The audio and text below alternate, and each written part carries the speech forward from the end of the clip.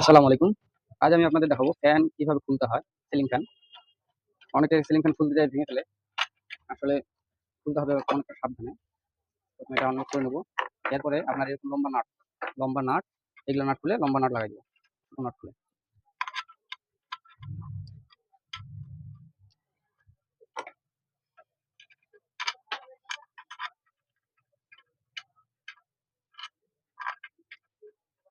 লম্বা নাট লাগাইলাম। এরপরে দেখেন আপনার কয়েল যেহেতু রিপেয়ারিং করতে হবে তারটা কেটে দিলাম।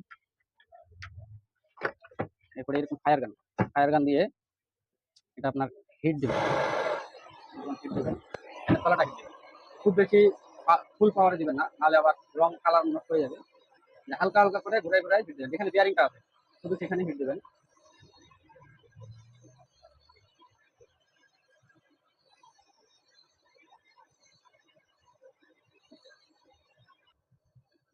এটা হিট দেওয়া মোটামুটি হয়ে গেছে। এখন এক পাশে বাড়ি দিলেই আস্তে করে বাড়ি দিলে খুলে যাবে। এই যে খুলে গেল। আবার যদি হিট বাদে যদি আপনি খুলতেন তাহলে জোরে বাড়ি দিতে হতো এবং বডি ফেটে যাওয়ার সম্ভাবনা থাকতো। এটা খোলা কমপ্লিট। গরম অবস্থায় হাত দিবেন না। এই যে খোলা কমপ্লিট। এখন উপরের পার্টটাও ঠিক সেরকম ভাবেই খুলতে হবে।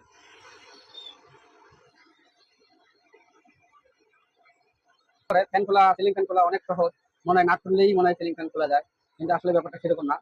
সিলিং ফ্যান খুলতেও খরচ আছে এবং পরিশ্রম আছে। এরকম হিট যদি না দিয়ে নেন তাহলে দেখবেন ফ্যানের বডি খুলতে যায়, ফ্যান বডি ফাটে যাবে।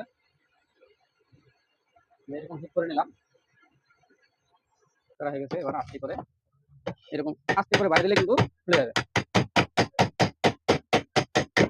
খোলা কমপ্লিট। এই যে দেখেন, এটা মূল সমস্যা হচ্ছে কয়েলের। দেখেন কয়েলটা কিভাবে পুড়ছে। কয়েল তো পুড়ে নাই, কয়েলের যে কানেকশন আছে কানেকশনগুলি পুড়ে গেছে।